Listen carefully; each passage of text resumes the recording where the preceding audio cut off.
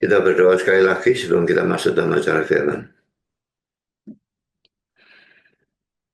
Bapa di surga, kami bersyukur bahwa dalam kebaktian ini kami kembali mendapatkan kesempatan, kebebasan untuk membaca, untuk mempelajari, untuk merenungkan sebagian dari firman Tuhan. Dan kami masih tetap mempelajari tentang urusan Daud dan Bathsheba dan pertobatan Daud dan juga hukumannya. Saya mohon supaya Engkau hadir sekali lagi dan memimpin, mengarahkan, memberkati acara firman ini, baik dalam penyampaian maupun dalam penerimaan. Tolong yang mudah menyampaikan, berikan kekuatan, jasmani, pikiran, suara, berikan pengurapan, berikan kata-kata, berikan apapun yang dia butuhkan supaya seluruh firman bisa disampaikan dengan baik, dengan benar, dan dengan sejelas-jelasnya. Lengkapi bungkus firman-Mu dengan kuasa dan pekerjaan Roh-Mu. Jangan biarkan itu keluar dan kembali dengan sia-sia. Tapi bila semuanya tertanam tumbuh berbuah dalam kehidupan kami, itu kemuliaan nama Tuhan.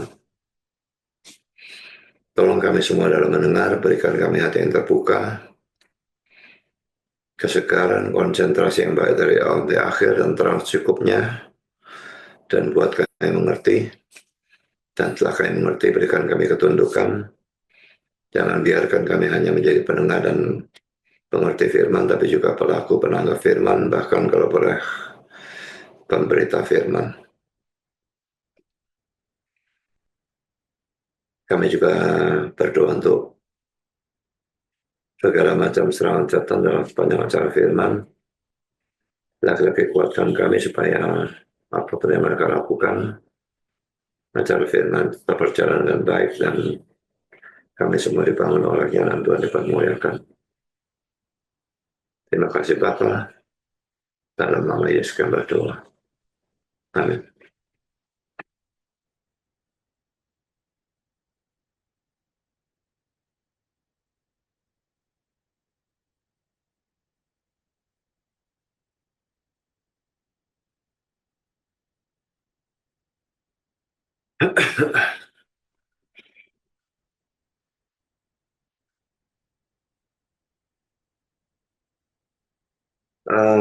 Kita masih tetap eksposisi 2 Samuel pasal 12 ayat 1 sampai 25 dan ini adalah session yang keempat. Tapi topiknya berbeda dan kita akan membahas pertobatan Daud. Memang bukan dari awal, nanti dari agak mungkin setelah beberapa halaman baru kita mempersoalkan pertobatan Daud. Kita akan membaca ulang seluruh teks ya, 2 Samuel 12, 1 sampai 25. Tuhan mengutus Nathan kepada Daud. Ia datang kepada Daud dan berkata kepadanya, ada 2 orang dalam suatu kota, yang seorang kaya, yang lain miskin. Si kaya mempunyai sangat banyak kambing domba dan lembu sapi. Si miskin tidak mempunyai apa-apa selain dari seekor anak domba betina yang kecil, yang dibeli dan dipeliharanya. Anak domba itu menjadi besar padanya bersama-sama dengan anak-anaknya, makan dari suapnya dan minum dari pialanya, dan tidur di pangkuannya, seperti seorang anak perempuan baginya. Pada suatu waktu orang kaya itu mendapat tamu, dan ia merasa sayang mengambil seekor dari kambing dombanya atau lembunya untuk memasaknya bagi pengembara yang datang kepadanya itu. Jadi ia mengambil anak domba betina kepunyaan si miskin itu, dan memasaknya bagi orang yang datang kepadanya itu. Lalu Daud menjadi sangat marah karena orang itu, dan ia berkata kepada Nathan, demi Tuhan yang hidup, orang yang melakukan itu harus dihukum mati. Dan anak domba betina itu harus dibayar gantinya 4 kali lipat. Karena ia telah melakukan hal itu dan oleh karena ia tidak pernah belas kasihan. Kemudian berkatalah Nathan kepada Daud, engkaulah orang itu. Bagilah firman Tuhan Allah Israel. Akulah yang mengurapi engkau menjadi raja atas Israel, dan akulah yang melepaskan engkau dari tangan Saul. Telah aku berikan isi rumah Tuhanmu kepadamu, dan istri-istri Tuhanmu ke dalam pangkuanmu. Aku telah memberikan kepadamu kaum Israel dan Yehuda, dan seandainya itu belum cukup, tentu kutambah lagiin dan itu kepadamu. Mengapa engkau menghina Tuhan dengan melakukan apa yang jahat di matanya? Uria orang Het itu kau biarkan ditewaskan dengan pedang. Istrinya kau ambil menjadi istrimu, dan dia sendiri telah kau biarkan dibunuh oleh pedang Bani Ammon. Oleh sebab itu pedang tidak akan menyingkir dari keturunanmu sampai selamanya. Karena engkau telah menghina aku dan mengambil istri Uria orang Het itu untuk menjadi istrimu. Beginilah firman Tuhan, bahwasanya malapetaka akan kutimpakan ke atasmu, yang datang dari kaum keluargamu sendiri. Aku akan mengambil istri-istrimu di depan matamu, dan memberikannya kepada orang lain.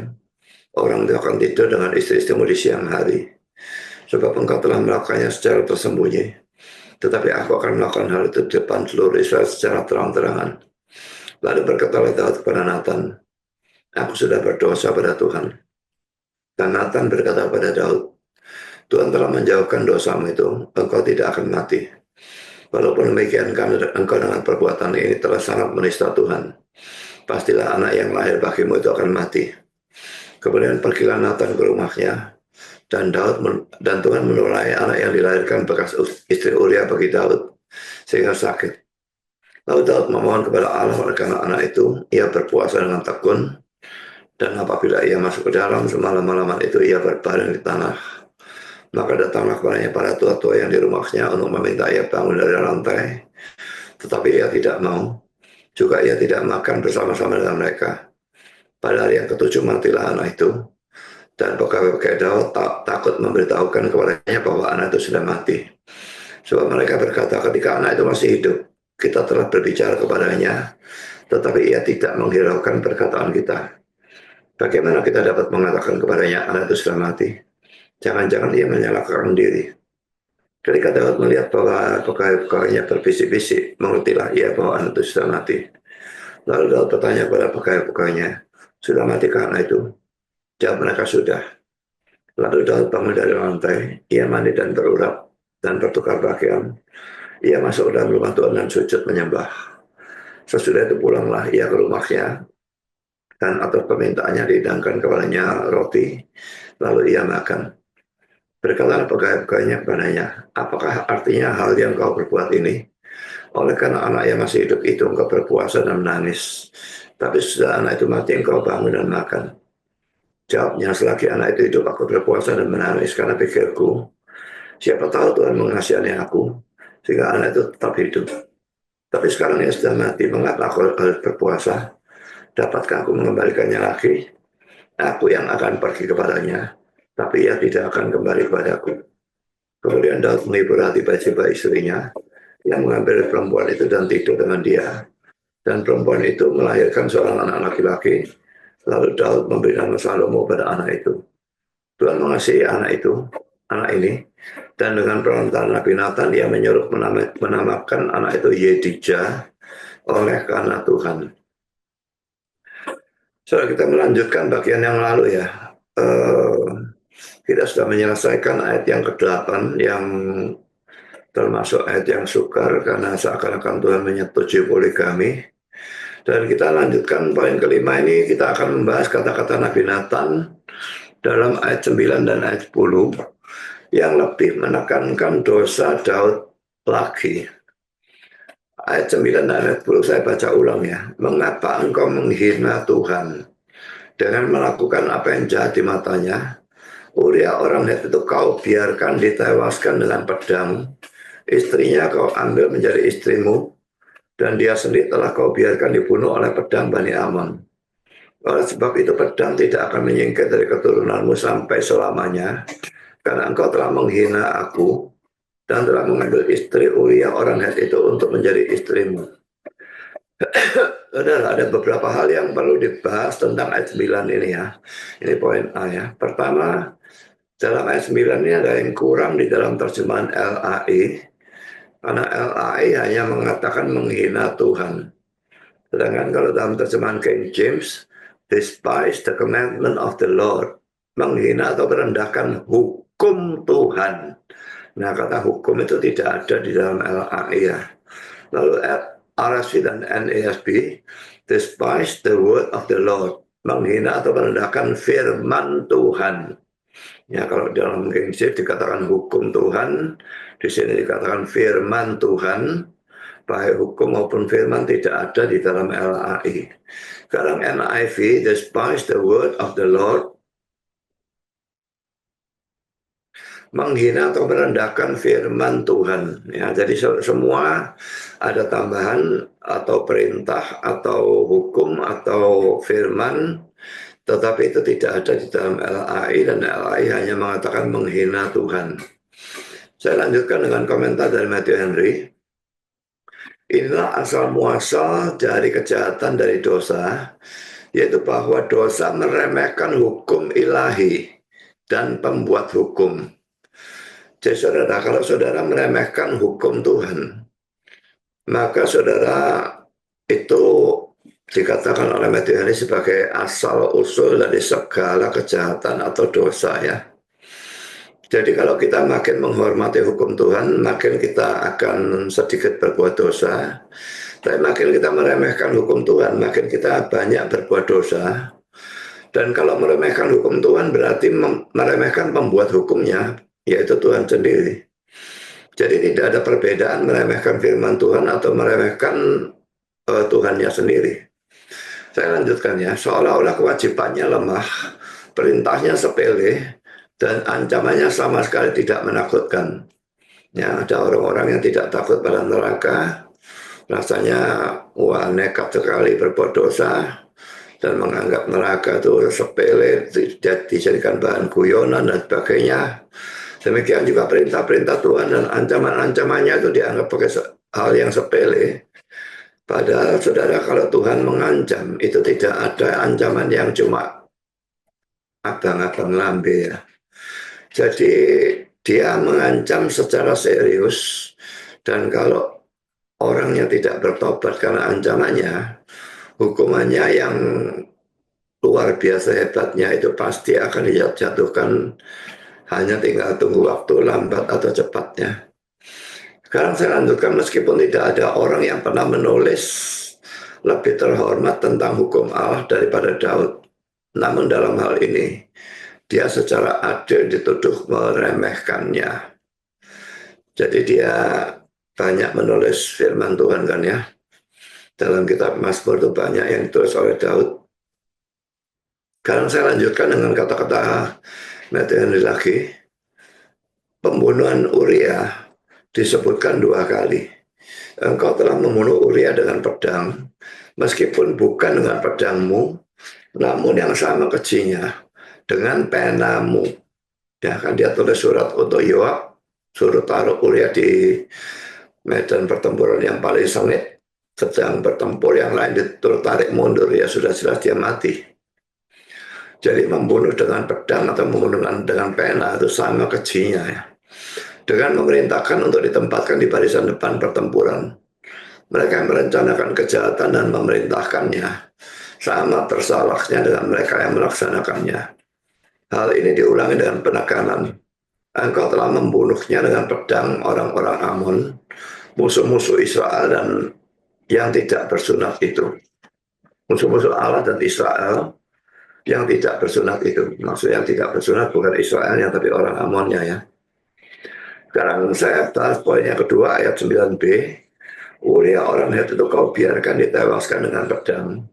Istrinya kau ambil menjadi istrimu, dan dia sendiri telah kau biarkan dibunuh oleh pedang Bani Amon.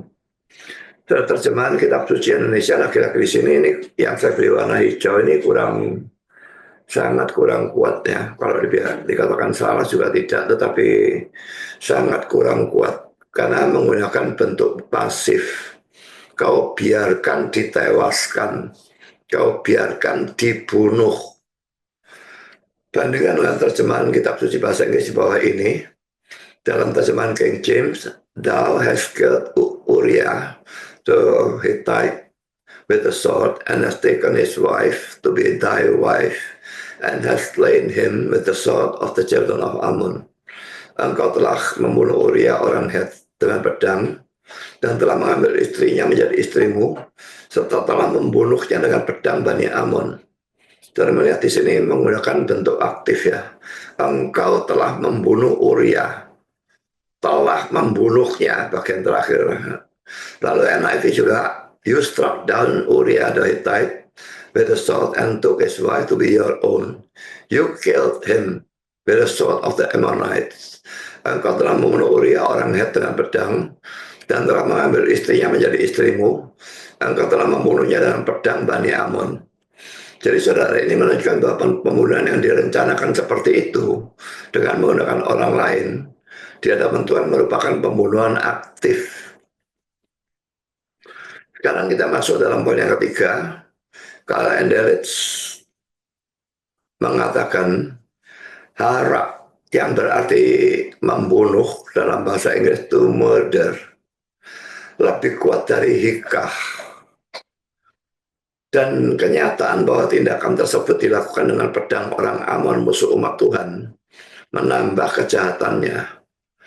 Jadi saudara, sebetulnya apa bedanya to murder dan to kill? Ini suka diterjemahkan karena kalau diterjemahkan di dalam bahasa Indonesia sama-sama terjemahnya membunuh. Tapi to kill itu belum tentu sesuatu yang salah. To murder itu pasti salah. Jadi ada perbedaan arti dalam bahasa Inggris antara to murder dan to kill. Dan saya menanyakan kepada ChatGPT apa bedanya to murder dan to kill. Dan ini jawaban dari ChatGPT ya. Secara umum dalam bahasa Inggris to murder dan to kill sama-sama berarti membunuh. Tetapi ada perbedaan penting dalam nuansa maknanya. Poin A, to murder, mengandung unsur niat jahat dan ilegalitas. Kata ini mengacu pada tindakan pembunuhan yang dilakukan dengan niat jahat dan seringkali ilegal, khususnya terhadap manusia. Misalnya dalam konteks hukum, murder adalah tindakan pembunuhan yang disengaja atau direncanakan sebelumnya, premeditated. Ya, direncanakan sebelumnya itu premeditated itu. Karena poin B, to kill, lebih umum dan netral.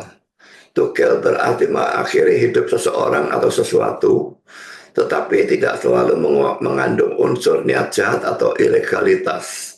Tindakan killing bisa saja terjadi tanpa adanya unsur niat jahat. Misalnya membunuh dalam rangka membela diri atau kecelakaan. Juga dalam pelaksanaan hukuman mati dan sebagainya itu disebut to kill. Jadi yang melakukan pembunuhan dalam rangka hukuman mati, algojonya itu tidak bisa disalahkan. Jadi murder lebih khusus untuk pembunuhan dengan niat buruk, sedangkan kill lebih luas maknanya dan bisa meliputi berbagai alasan yang tidak selalu jahat atau disengaja. Jadi dari sini saudara bisa membedakan ya antara to murder dan to kill. To kill belum tentu salah, tapi kalau to murder itu pasti salah. Sekarang saya masuk dalam poin B, berbeda dengan dalam ayat 9. Maka dalam ayat 10 kata-kata yang digunakan memang menghina aku atau menghina Tuhan. Tadi kan saya katakan dalam ayat 9 tuh ditambahi sebetulnya dalam bahasa Inggrisnya ya, yang tidak ada dalam LAI. Jadi menghina perintahku atau menghina firmanku gitu ya, firman Tuhan atau perintah Tuhan. Tapi kalau dalam ayat 10 kata yang digunakan memang menghina aku, tidak ada kata firman, tidak ada kata perintah di sana. Sekarang saya berikan lagi komentar dari Matthew Henry. Menikahi wanita yang sebelumnya telah dia nodai dan yang suaminya telah dia bunuh adalah suatu penghinaan terhadap ketetapan pernikahan. Menjadikan pernikahan bukan hanya untuk menutupi, tapi juga dalam beberapa hal untuk menguduskan kejahatan semacam itu. Dalam semua ini, dia meremehkan firman Tuhan. Demikian bunyinya dalam bahasa Ibrani. Alasan yang diberikan adalah karena engkau telah menghina atau meremehkan aku. Catatan, mereka yang meremehkan firman dan hukum Tuhan, meremehkan Tuhan sendiri dan akan dipandang rendah. Jadi saudara, orang yang meremehkan firman Dan hukum Tuhan, firman dan hukum Tuhan boleh dikatakan sama ya. Itu tadi sudah saya katakan dan sekarang diulang lagi oleh Matthew Henry. Dan itu disamakan dengan meremehkan Tuhan sendiri dan akan dipandang rendah. Sebagai ayat pembanding, saya akan memberikan Kisah Rasul 17 ayat yang ke-11. Orang-orang Yahudi di kota itu lebih baik hatinya. Kata-kata lebih baik hatinya ini saya coret dan saya gantikan dengan lebih mulia. Karena memang ini terjemahan yang lebih benar ya. Daripada orang-orang Yahudi di Tesalonika, karena mereka menerima firman itu dengan segala kerelaan hati, dan setiap hari mereka menyelidiki kitab suci untuk mengetahui apakah semuanya itu benar demikian. Jadi saudara, mereka ini mengecek khotbahnya Paulus dengan firman Tuhan. Tentu saja pada zaman ini hanya ada perjanjian lama. Tapi perjanjian lama itu memang kitab suci mereka. Dan mereka mendengar khotbahnya Paulus, tapi mereka mengecek. Tidak peduli Paulus rasul, mereka mengecek apakah semua itu cocok dengan firman Tuhan atau tidak. Dan ini sesuatu yang dianggap mulia ya, dan mereka lebih mulia hatinya daripada orang-orang Yahudi di Tesalonika yang boleh dikatakan menolak firman Tuhan. Dan ini sesuatu yang harus ditiru dari orang-orang Yahudi di kota Berea ini. Mereka lebih mulia hatinya karena mereka menerima firman dengan segala kerelaan hati dan tiap hari menyelidiki kitab suci untuk mengetahui apakah semuanya itu benar demikian. Kalau saudara menghormati otoritas dari Alkitab sebagai otoritas yang tertinggi, dan khotbah dan pelajaran dari siapapun harus dicek apakah benar atau tidak dengan menggunakan Alkitab, maka saudara adalah orang yang lebih mulia di hadapan Tuhan. Dan saudara lebih dihargai oleh Tuhan daripada orang yang tidak mempedulikan firman Tuhan atau mendengar firman Tuhan dan sebagainya tanpa mengecek dengan firman Tuhan, asal terima saja, tidak peduli pendetanya ngomong benar atau salah, tidak peduli romonya ngomong benar atau salah. Seperti orang-orang Katolik pada umumnya, itu memang seperti itu. Pokoknya kalau romonya ngomong A ya A, tanpa mereka mengecek, tanpa mereka peduli firman Tuhannya bagaimana, pokoknya romonya ngomong A ya A.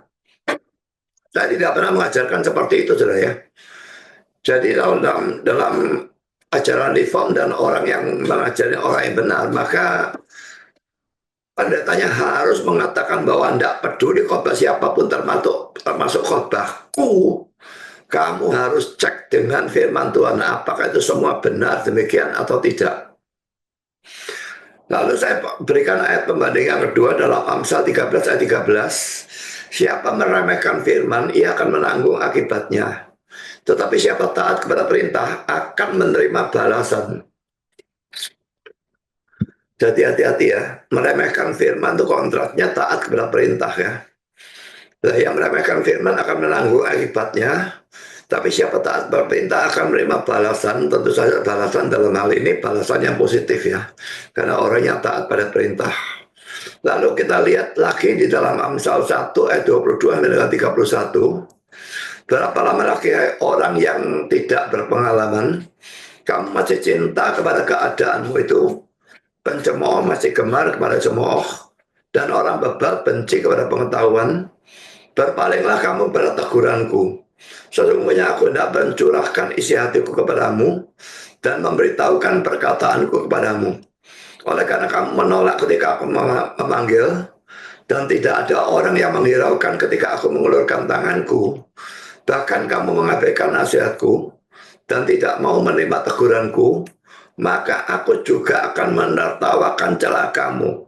Aku akan berolok-olok apabila kedahsyatan datang ke atasmu, apabila kedahsyatan datang ke atasmu seperti badai, dan celaka melanda kamu seperti angin puyuh. Apabila kesukaran dan kecemasan datang menimpa kamu, pada waktu itu mereka akan berseru kepadaku, tetapi tidak akan kujawab. Mereka akan bertekun mencari aku, tetapi tidak akan menemukan aku. Oleh karena mereka benci kepada pengetahuan dan tidak memiliki takut akan Tuhan, tidak mau menerima nasihatku, tapi menolak segala teguranku, maka mereka akan memakan buah perbuatan mereka dan menjadi kenyang oleh rencana mereka. Kalau saudara membaca seluruh pasal, maka saudara akan melihat bahwa kata aku itu bukan Tuhan ya, karena itu di sini tulis dengan huruf kecil. Tapi sebetulnya hikmat. Tapi ini saya kira tidak ada terlalu perbedaan yang terlalu berarti. Jadi kalau hikmat itu memberitahu kita dan kita mengabaikan, maka pada suatu saat kita butuh pertolongan dari Tuhan dan kita berdoa, Tuhan juga tidak akan mempedulikan. Bahkan Tuhan dikatakan akan mentertawakan. Jadi saudara, kita di sini lagi-lagi dianjurkan atau didorong untuk menghormati hikmat atau pengetahuan dan juga untuk mencarinya dan juga untuk mentaatinya. Kalau tidak, Tuhan akan membalas hal itu pada waktu kita mendapatkan celaka atau bencana.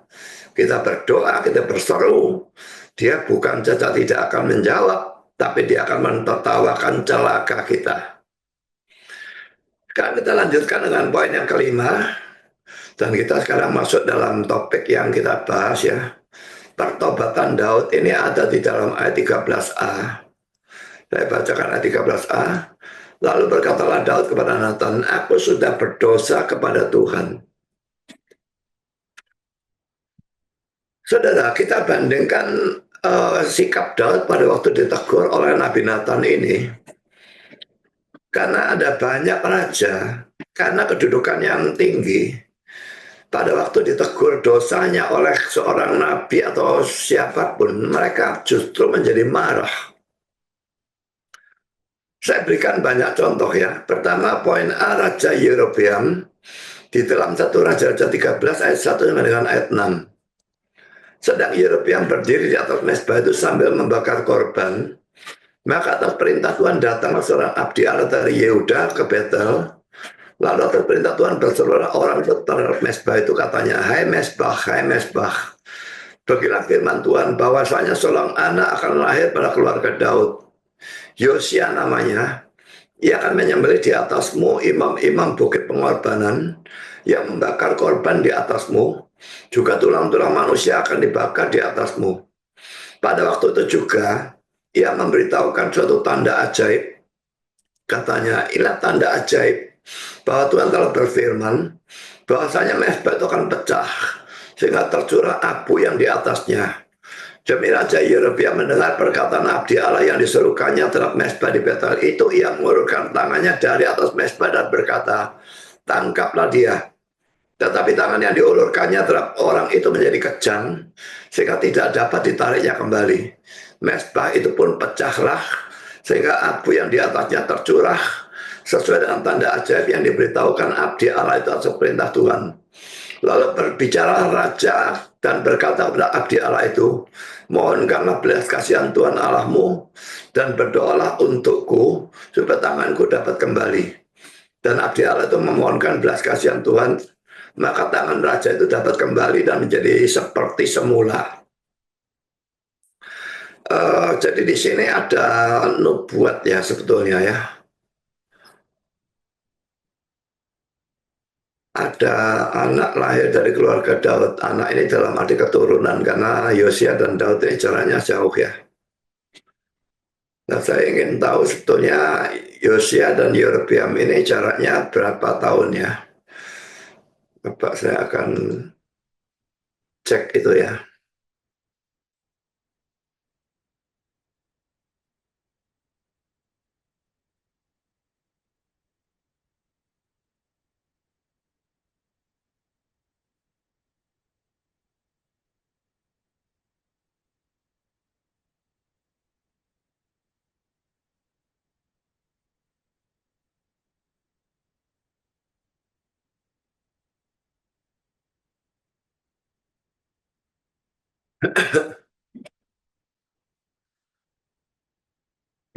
Yerobeam ini memerintah sekitar tahun 931.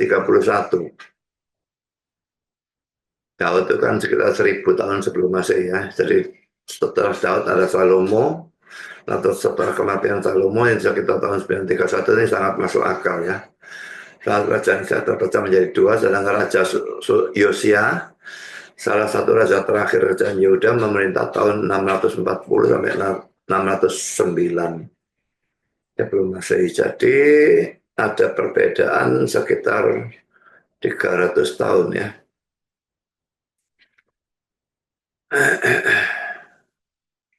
291 tahun kira-kira. Jadi ini salah satu bukti bahwa Alkitab ini adalah firman Tuhan ya.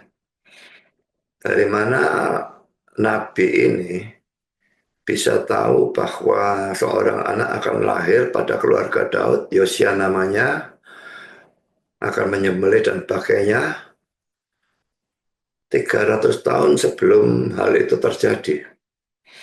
Kalau itu bukan dari Tuhan, tidak mungkin dia bisa tahu. Jadi ini salah satu bukti bahwa Alkitab adalah firman Tuhan dan karena itu harus kita hormati. Tapi poin saya di sini, saudara, Yerobeam ini salahnya apa sih sebetulnya?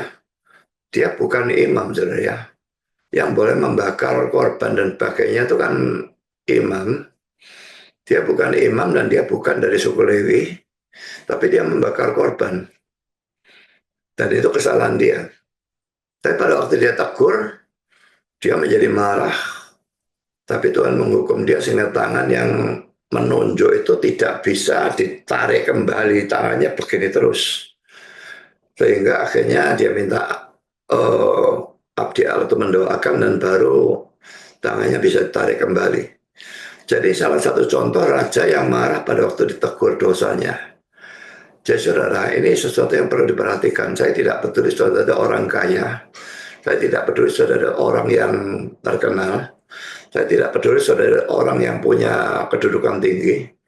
Saya tidak peduli saudara orang yang punya backing yang sangat berkuasa.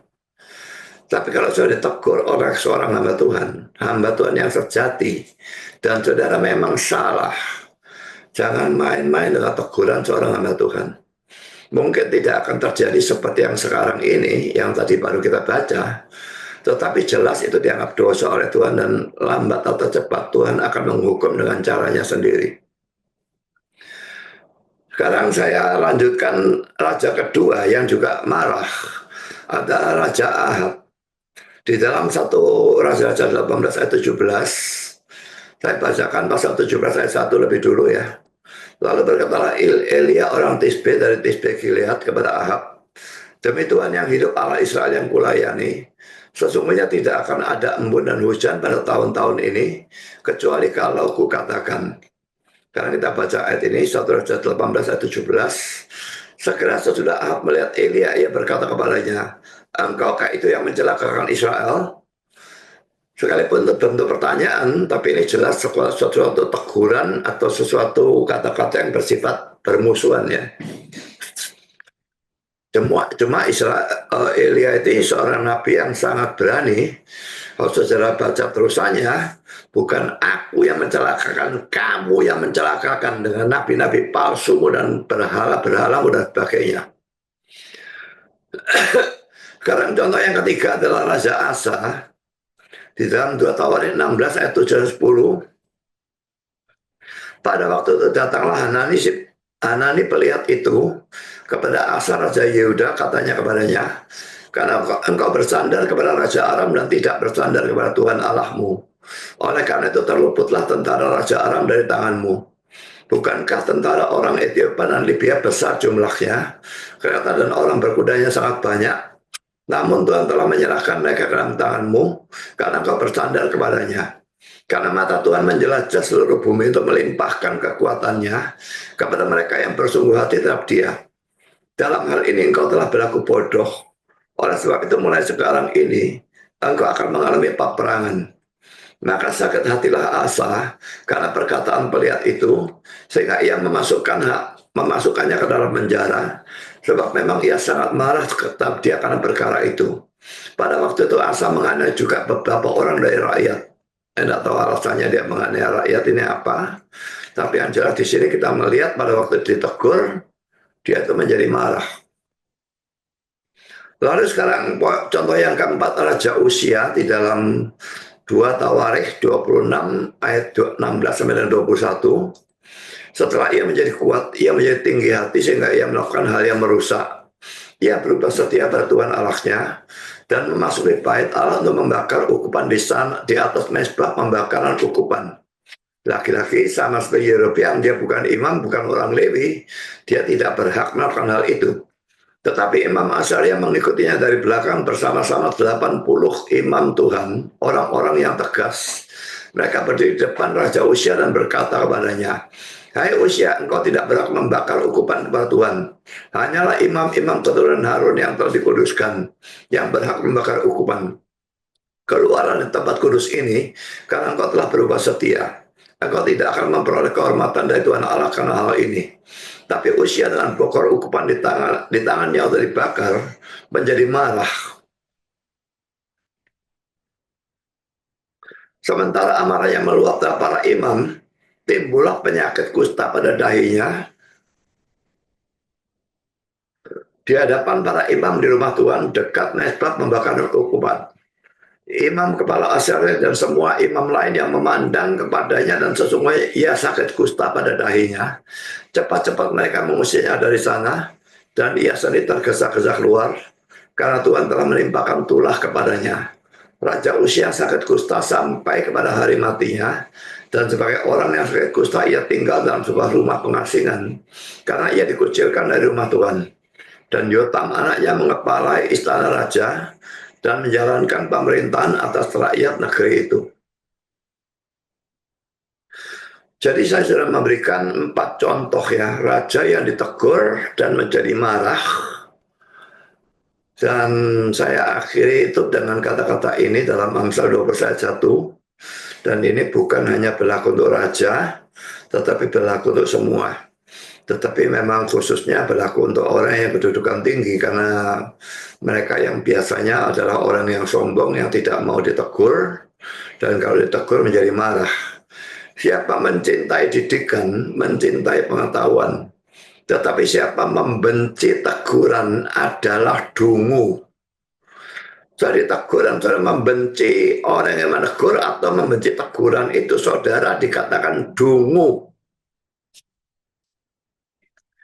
Karena kita masuk dalam poin yang kedua.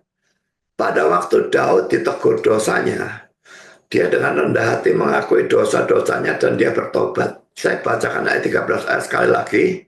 Lalu berkatalah Daud kepada Nathan, "Aku sudah berdosa kepada Tuhan." Perhatikan ya, Daud tidak berusaha membenarkan diri. Dia tidak berusaha menutup-nutupi dosanya. Dia tidak berusaha mencari kambing hitam dan melemparkan kesalahannya pada orang lain. Dia langsung dengan rendah hati mengakui dosanya. Dia bisa saja berkata, ya yang salah itu kan Bathsheba, lah dia mandi sampai dilihat orang, lah aku laki kok. Jadi saudara, tapi dia tidak melakukan hal itu. Dia tidak berusaha membenarkan diri, menutupi dosanya, cari kambing hitam, melemparkan kesalahan pada orang lain. Tapi dia langsung, begitu dia sadar, dia langsung dengan rendah hati mengakui, aku sudah berdosa kepada Tuhan. Kalimatnya pendek saja, tapi sungguh-sungguh jauh lebih bagus daripada pengakuan dosa yang panjang lebar, tapi tidak ada kesungguhan sama sekali dalam hatinya. Yang Tuhan nilai bukan panjang pendeknya, tapi kesungguhan saudara bertobat dengan sungguh-sungguh, ya atau tidak. Saya lanjutkan dengan komentar dari Pulpit Commentary. Singkatnya, pengakuan dosa itu hanya 2 kata. Ini kalau dalam bahasa Ibrani memang cuma dalam 2 kata saja ya. Jadi kata-kata I have sinned itu 1 kata dalam bahasa Ibrani-nya. Lalu against Jehovah itu 1 kata lagi.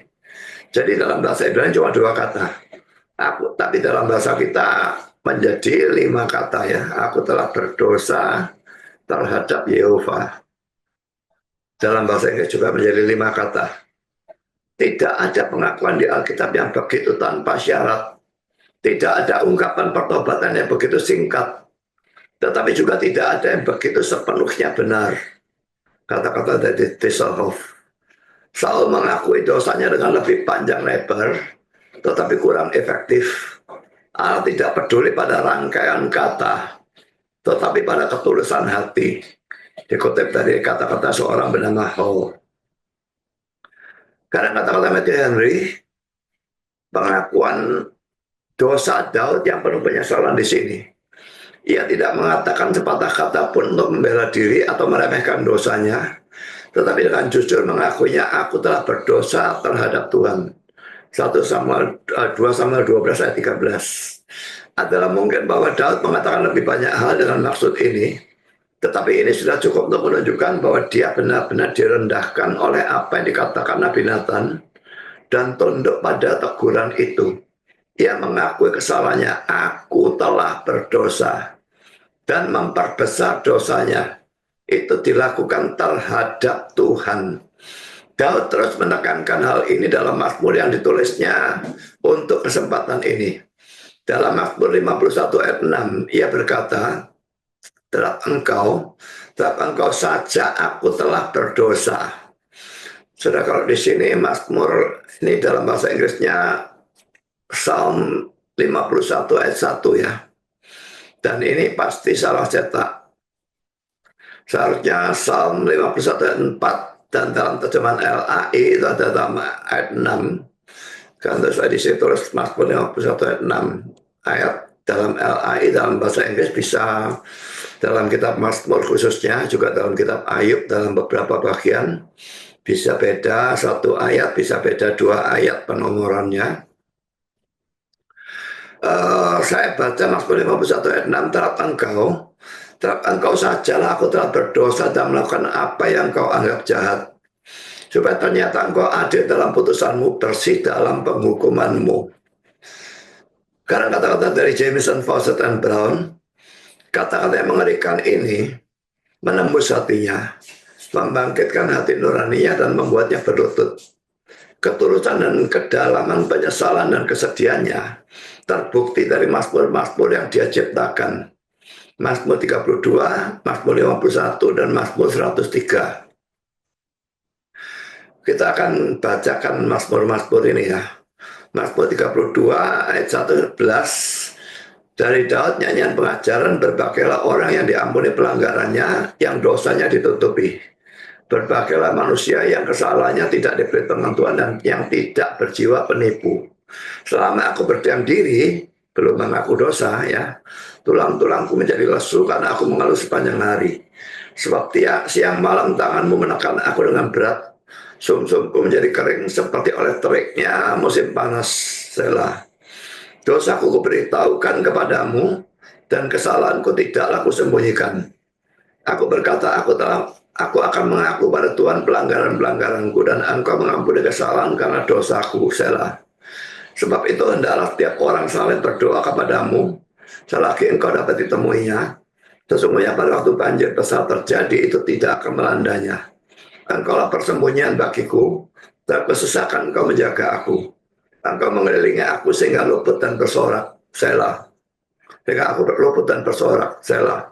Aku tidak mengajar dan menunjukkan kepadamu jalan yang harus kau tempuh. Aku tidak memberi nasihat, mataku tertuju kepadamu. Jangan seperti kuda atau bagal yang tidak berakal, yang kegarangannya harus dikendalikan dengan tali les dan kekang. Kalau tidak, ia tidak akan mendekati engkau. Banyak kesakitan diderita orang fasik, tapi orang percaya pada Tuhan dikelilinginya dengan kasih setia. Bersukacitalah dalam Tuhan dan bersorak-soraklah, hai orang-orang benar. Bersorak-sorailah, hai orang-orang jujur. Karena kita lihat Mazmur 51 ayat 1 dan 21. Di sini beda dua ayat ya, antara bahasa Inggris dan bahasa Indonesia. Yang saya terus tipis sebetulnya tidak termasuk firman, itu dalam bahasa Inggris ditaruh di atas sebagai judul. Tapi kalau dalam bahasa Indonesia ditaruh dalam teksnya, dia pakai ayat. Untuk pemimpin biduan Mazmur dari Daud ketika Nabi Nathan datang kepadanya setelah ia mengambil Bathsheba. Kasihanilah aku ya Allah, menurut kasih setiamu. Hapuskanlah pelanggaranku menurut rahmatmu yang besar. Bersihkanlah aku seluruhnya dari kesalahanku, dan tahirkanlah aku dari dosaku. Sebab aku sendiri sadar akan pelanggaranku. Aku senantiasa bergumul dengan dosaku. Terhadap engkau sajalah aku telah berdosa, dan melakukan apa yang kau anggap jahat. Coba ternyata engkau adil dalam putusanmu, bersih dalam penghukumanmu. Sesungguhnya dalam kesalahan aku diperanakan, dalam dosa aku dikandung ibuku.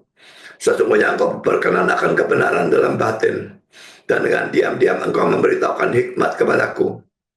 Bersihkanlah aku daripada dosaku dengan hisop, maka aku menjadi tahir. Basuhlah aku, maka aku menjadi lebih putih dari salju. Biarlah aku mendengar kegirangan dan sukacita. Biar tulang yang kau remukkan bersorak-sorak kembali. Sembunyikanlah wajahku terhadap dosaku, hapuskanlah segala kesalahanku.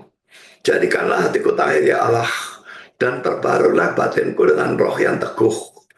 Janganlah membuang aku dari hadapanmu,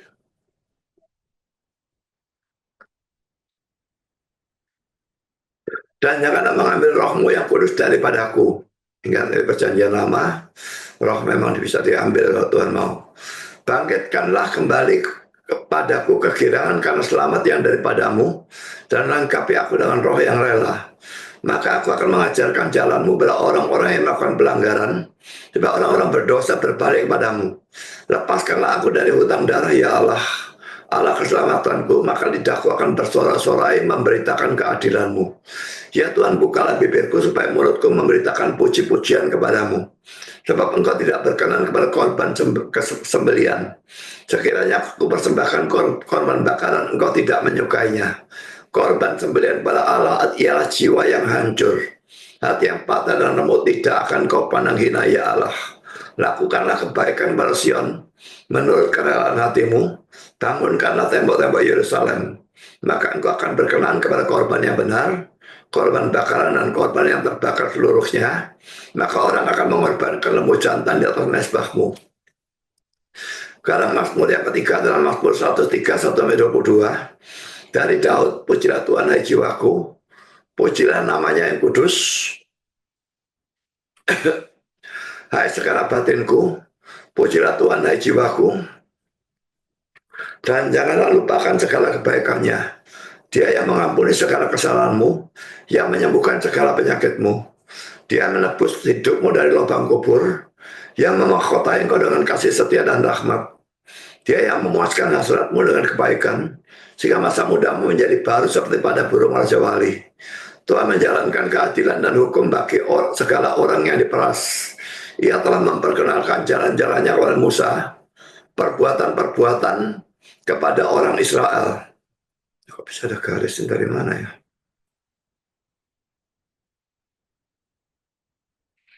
Nanti saya akan cek ini ya.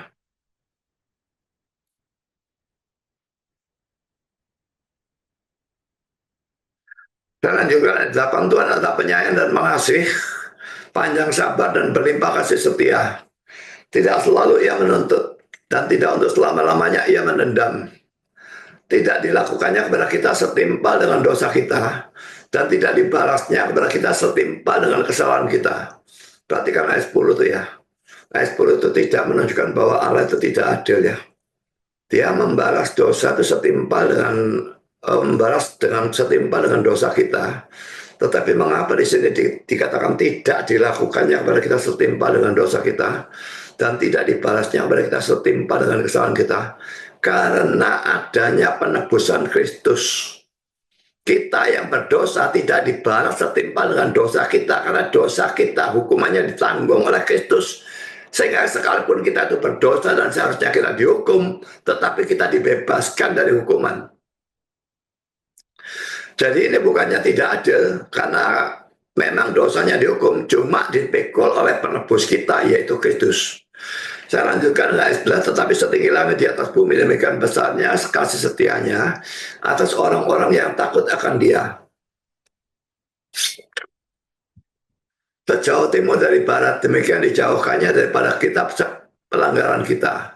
Seperti Bapa sayang kepada anak-anaknya, demikian Tuhan sayang kepada orang-orang yang takut akan Dia.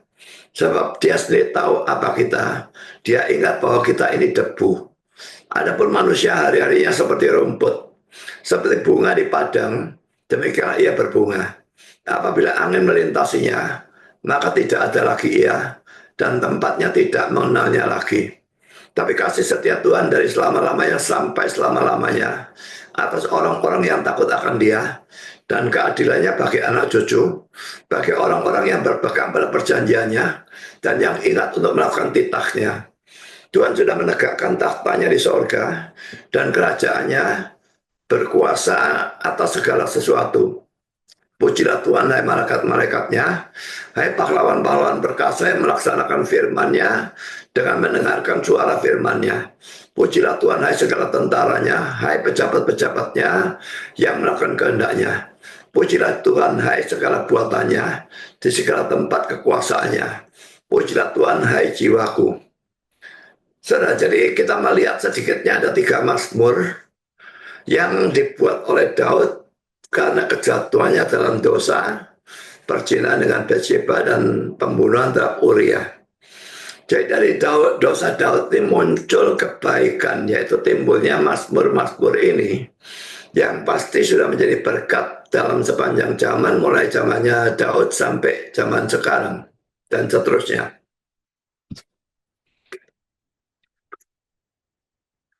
Jadi kalau Tuhan mengizinkan atau Tuhan merencanakan Daud itu berbuat dosa, maka dia tidak merencanakan untuk keburukan.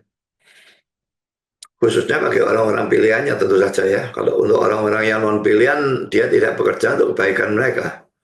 Tapi kalau untuk orang-orang pilihan atau orang-orang percaya, dosa seseorang itu dilakukan itu untuk tujuan kebaikan.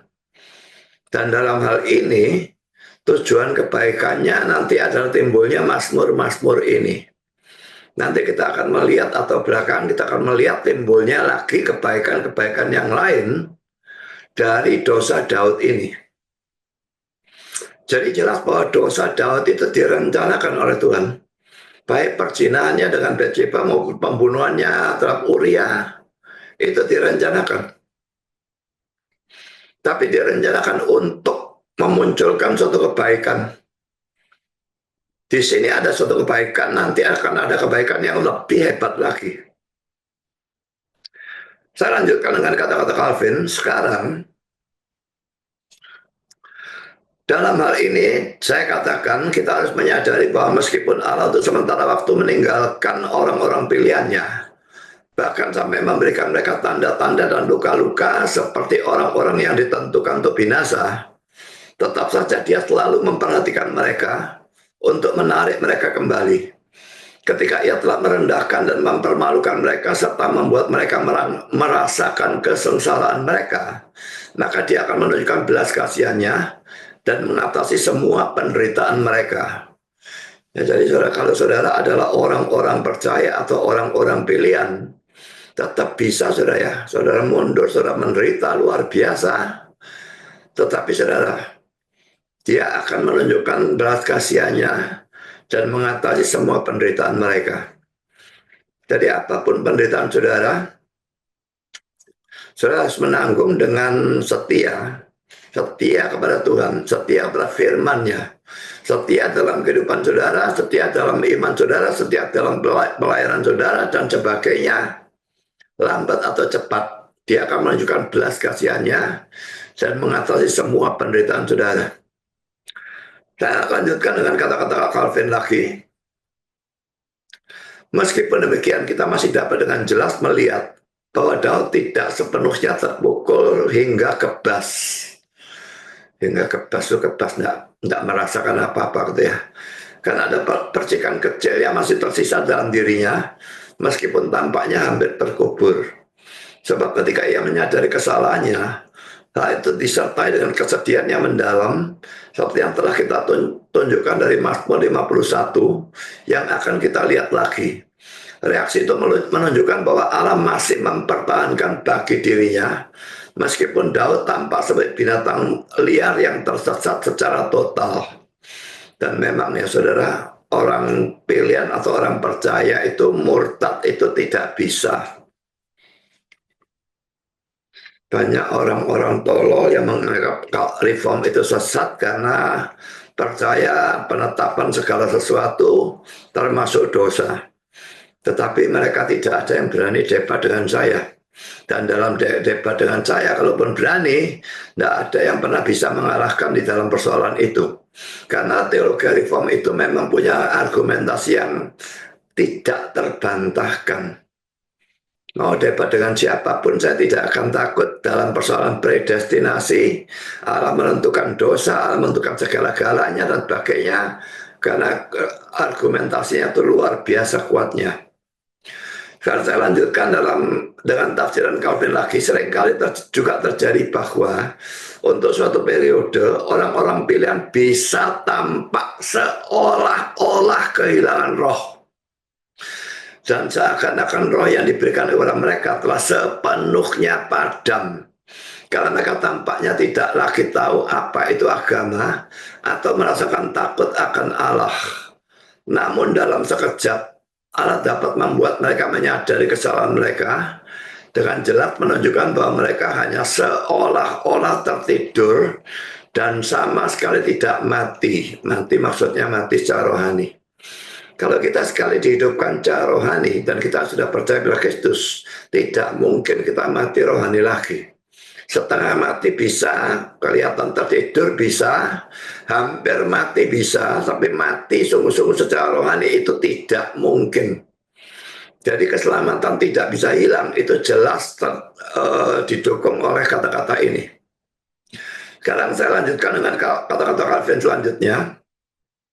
Jika Allah menyebabkan pendakwa kita melalui tegurannya, tampak seolah-olah memotong kita dengan pisau dan membakar kita dengan kauterisasi, marilah kita menyadari bahwa hal itu bermanfaat bagi kita.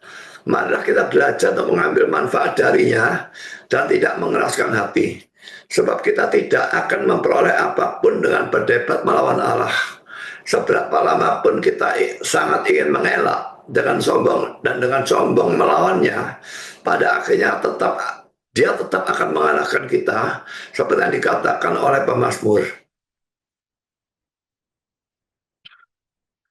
Calvin lagi, Daud dengan kata berdosa ini sama sekali tidak mengakui dengan sembarangan.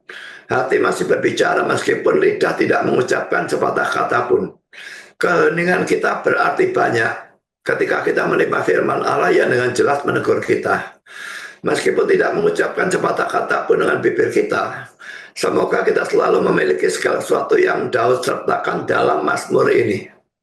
Yang maksud adalah Mazmur pasal 51 tadi ya.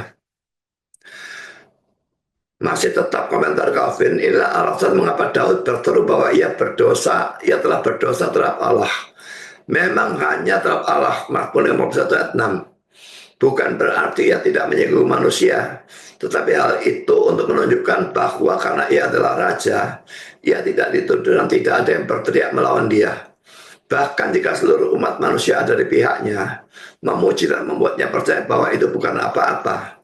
Bahkan jika mereka mengumpulkan banyak alasan untuk membelanya, dengan mengatakan bahwa ia tidak perlu lagi menyiksa dirinya sendiri, bahwa meskipun ia telah melakukan satu kesalahan, tetap saja tidak ada yang harus mengejar masalah seperti itu terhadap seorang raja.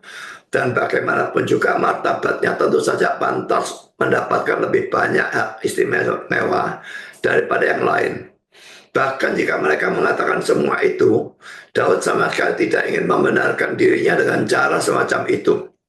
Tidak peduli ada seluruh rakyat yang mendukung dia, tetap dia merasa dia bertanggung jawab langsung kepada Allah dan dia mengaku dosa kepada Tuhan. Jadi dia tidak mau membenarkan dirinya dengan cara seperti itu.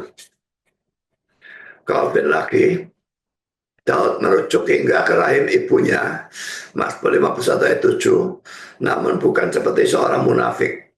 Karena banyak orang yang akan mencoba meremehkan pelanggaran mereka dengan cara ini dan berkata, lihatlah, kita semua adalah orang berdosa.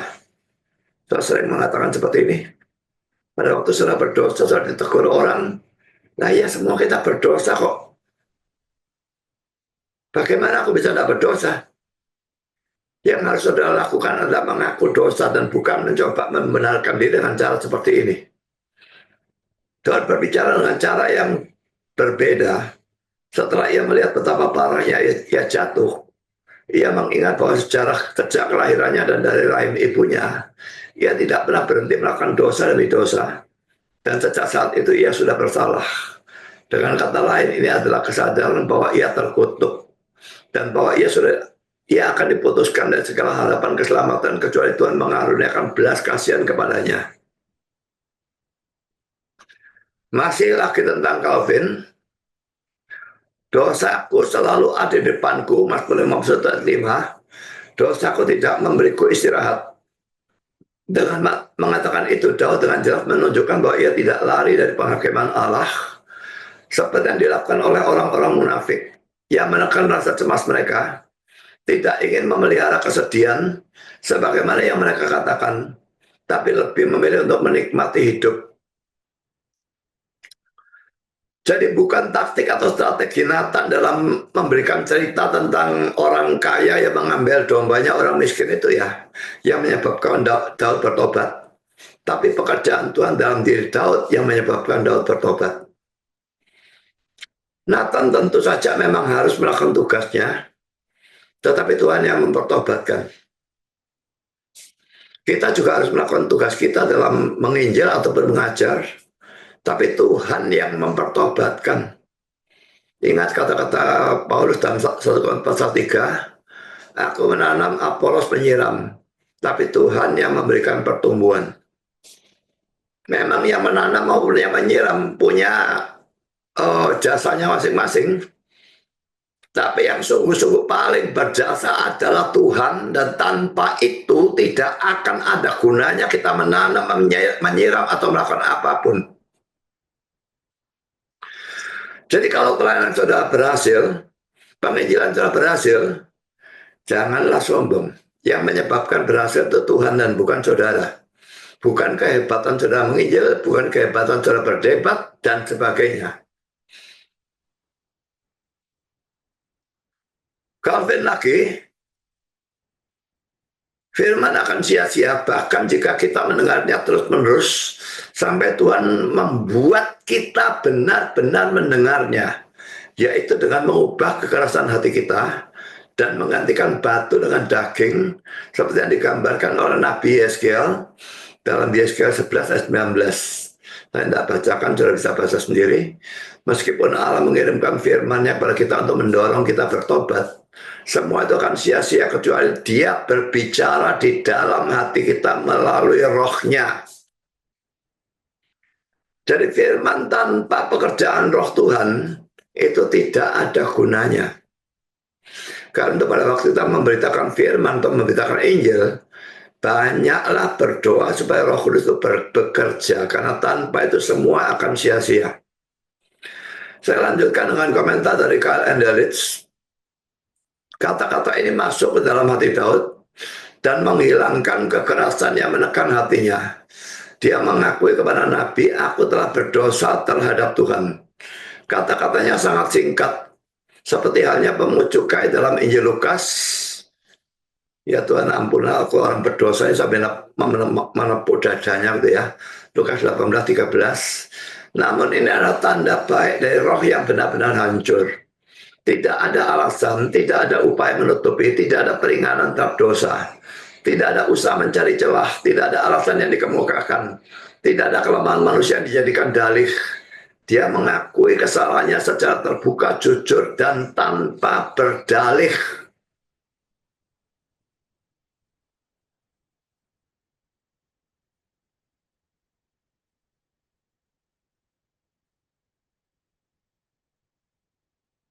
Bandingkan dengan pengakuan dosa dalam gereja Roma Katolik ya. Kan saya sudah ajarkan dalam PA saya. Kalau orang Katolik ngaku dosa itu tidak bisa hanya mengaku dosa, Tuhan aku sudah berzina, tidak bisa. Kalau seperti Daud begini ya. Aku sudah berzina, aku sudah membunuh, tidak bisa. Prosesnya semua harus diceritakan secara mendetail. Aku melihat dia sedang mandi. Aku tahu seharusnya aku mengalingkan mukaku. Tapi dari penglihatan sekilas dia terlihat begitu cantik, dan aku terus terang, aku terangsang, aku terlihat menginginkan dia. Semua terceritakan menjadi panjang sekali.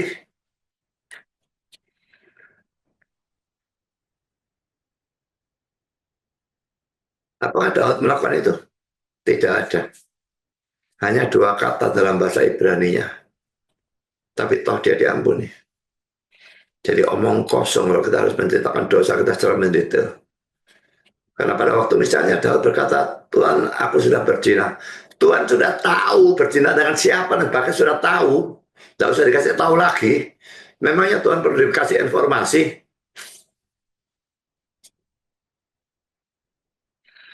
Saya lanjutkan dengan poin yang ketiga, Tuhan bukan hanya mengakui dosanya, tapi dia juga menghormati Nabi Nathan yang telah dipakai oleh Tuhan untuk mempertobatkannya.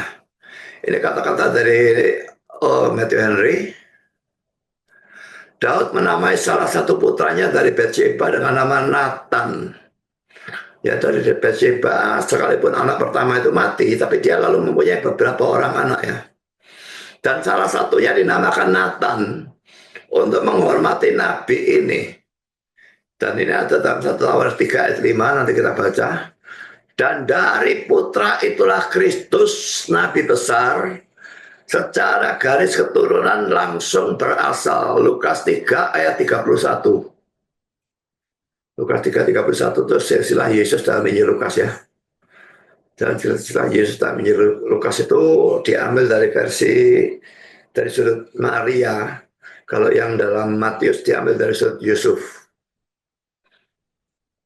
1 Tawarikh 3 ayat 5 saya bacakan. Inilah yang lahir bagi dia di Yerusalem, Simea, Sobab, Nathan, dan Salomo, 4 orang dari Batshua. Batshua dan Bathsheba itu sama saja, binti Amiel. Saya kira ini sudah pernah kita pelajari ya. Lalu Lukas 3:31, anak Melea, anak Mina, anak Matata, anak Nathan, anak Daud. Jadi Nathan ini anaknya Daud. Dan ini menurunkan Kristus. Ya, jadi saudara sebagai catatan ini ada silsilah Yesus dari jalur Maria. Dalam silsilah Yesus dalam Matius 1 ayat 17, dari jalur Yusuf, Yesus diturunkan dari Salomo. Ini Salomo juga anaknya Daud dari Bathsheba. Ya saudara, kalau tidak ada perzinahan ataupun perzinahan Daud dengan Bathsheba ataupun pembunuhan Uria dan pengambilan Bathsheba sebagai istri dari Daud, itu semua dosa kan? Tapi kalau tidak ada itu, tidak ada juga Nathan dan Salomo. Dan kalau tidak ada Nathan dan Salomo ini, tidak ada Yesus. Kalau tidak ada Yesus, tidak ada penebus dosa. Kalau tidak ada penebus dosa, manusia semua dari Adam sampai kiamat akan masuk neraka selama-lamanya, termasuk saudara dan saya. Saya melihat bahwa dosa yang dilakukan oleh Daud itu direncanakan oleh Tuhan untuk mendatangkan kebaikan bagi orang-orang percaya atau orang-orang pilihan.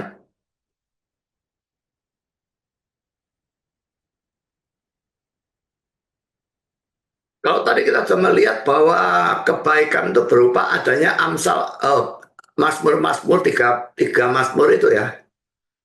Tapi di sini kita melihat lebih hebat lagi. Kebaikan yang terjadi adalah lahirnya Yesus yang akan menjadi penebus dosa, tanpa mana kita semua akan masuk ke dalam neraka. Saya tidak memaksudkan bahwa kita lalu sengaja berbuat dosa toh nanti menghasilkan kebaikan. Tidak ada ajaran seperti itu dalam reform. Karena reform percaya sekalipun Allah berdaulat dan menentukan segala sesuatu termasuk dosa, tapi manusia bertanggung jawab untuk hidup sesuai firman Tuhan melakukan hal yang terbaik sesuai firman Tuhan dan sesuai dengan akal sehatnya.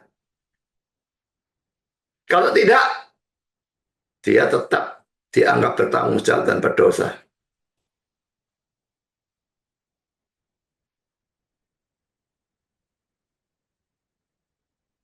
Tapi kalau dosa sudah terjadi, sudah minta ampun memang harus.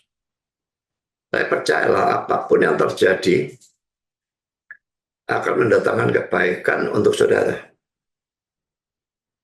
Dan juga untuk orang-orang pilihan yang lain. Dan Roma 8 ayat 28 itu memang berlaku hanya untuk orang percaya, bukan untuk orang yang tidak percaya atau bukan orang-orang yang non-pilihan. Tapi bagi orang pilihan, bahkan kalau kita jatuh dalam dosa, itu berguna untuk kebaikan kita sendiri. Tuhan memberkati saudara. Amin.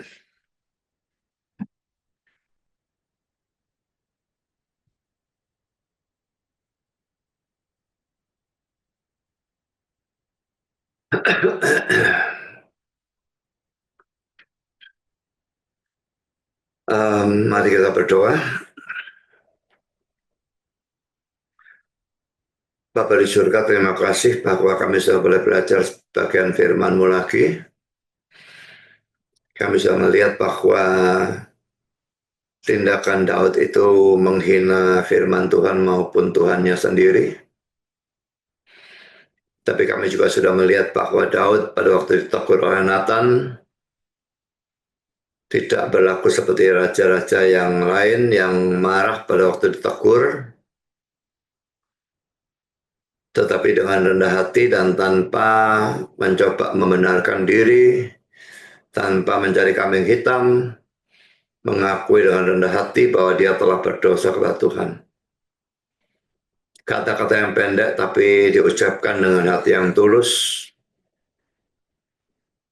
dan karena itu dia diampuni sekalipun ada ajaran yang akan kami pelajari pada kali-kali yang akan datang.